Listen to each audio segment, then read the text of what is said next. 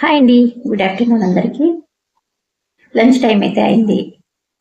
నాకేమో ఫీవర్ వల్ల ఏమి తినాలనిపించలేదు, కానీ లంచ్ అయితే రెడీ చేయాలిగా. ఏం చేద్దాము? పుల్లగా చింత చిగురు పప్పు చేద్దామా? వెళ్దాం పదండి. నా స్టైల్లో ఎలా చేస్తానో చూపిస్తాను, వచ్చేయండి. ముందుగా అయితే కందిపప్పును తీసుకున్నాను, కుక్కర్లో వేసుకున్నాను.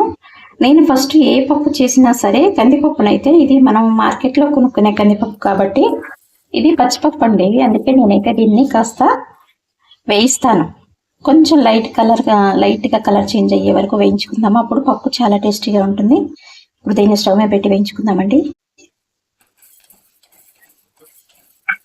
కొంచెం కలర్ చేంజ్ అయ్యే వరకు వేయించుకుంటే సరిపోతుంది, ఎక్కువగా కాదు. ఇలా కొంచెం కలర్ చేంజ్ అయితే సరిపోతుంది. ఇంకా దీన్ని అయితే నీట్గా వాష్ చేస్తాను. కడిగేసుకున్న తర్వాత ఇలాగ సరిపడా వాటర్ పోసేసి కుక్కర్ అయితే పెడతాను, స్టవ్ మీద పెట్టేస్తాను. ఈ కుక్కర్ అయితే 3 విజిల్స్ వచ్చే వరకు పెట్టుకుందాము. చూసారు కదా, పప్పు ఉడికిపోయింది. ఇప్పుడు దీంట్లో చింత చిగురు వేసుకుందాం. చూసారా, ఇది చింత చిగురు. ఇది ఇలా ఉంది ఏంటి అనుకుంటున్నారా? చింత చిగురు మనకు సీజన్లోనే దొరుకుతుంది కాబట్టి దీన్ని స్టోర్ చేసుకుంటారండి ఇలాగా. ఇది మా అక్క అయితే స్టోర్ చేసిందని చెప్పేసి నాకు కొంచెం పంపిస్తే నేను ఇలా గాజు బాటిల్లో అయితే స్టోర్ చేసుకున్నాను.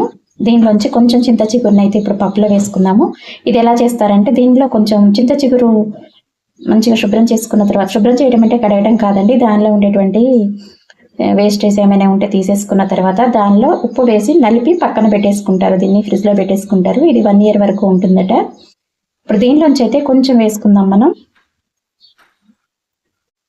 చూసారు కదా, ఇంత చింత చిగురు అయితే వేసాను నేను. ఇదైతే దాచిపెట్టేస్తాను. పప్పులోకి కాస్త ఉల్లిపాయలు ఎక్కువగా ఉండాలి, ఒక 2 పచ్చిమిర్చి అయితే కట్ చేసుకున్నాను, వీటిని దానిలో వేసేస్తాను.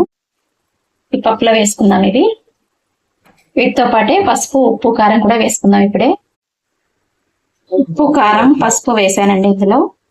దీనిలో కాస్త వాటర్ పోసుకుందాము. మళ్ళీ కుక్కర్ పెట్టుకుని 2 విజిల్స్ వచ్చే వరకు ఉంచుకుందాము. చూసారు కదా, మంచిగా ఉడికిపోయింది. ఇప్పుడు దీన్ని అయితే పోపు వేసుకుందామండి. ఉల్లిపాయలు కూడా మంచిగా ఉడికిపోయి బాగుంటాయి తెలుసా, చాలా టేస్టీగా ఉంటాయి. ఆయిల్ వేసి గిన్నెలో స్టవ్ మీద పెట్టానండి. ఫస్ట్ అయితే ఎండుమిర్చి వేస్తున్నాను,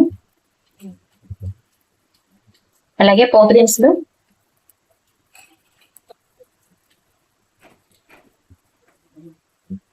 ఈ పోపులోకి వెల్లుల్లిపాయల టేస్ట్ అండి. నేనైతే వెల్లుల్లిపాయలు కొంచెం ఎక్కువగానే వాడుతుంటాను. ఇవి కాస్త ఫ్రై అవ్వగానే వెల్లుల్లిపాయలు వేసుకున్నాం.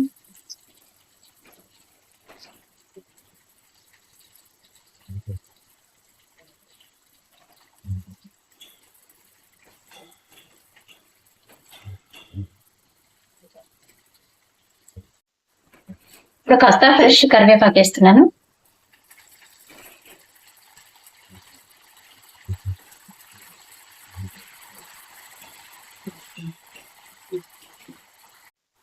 ఇప్పుడు చిటికడంత ఇంకో పొడి,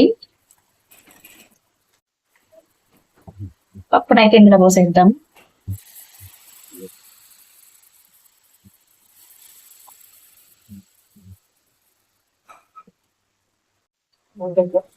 చూసారు కదా, వేడిగా చింత చిగురు పప్పు అయితే రెడీ అయిపోయిందండి. ఇంకా తినేసేయడమే. ఎంతో టేస్టీగా ఉండే చింత చిగురు పప్పు రెడీ అయిపోయిందండి.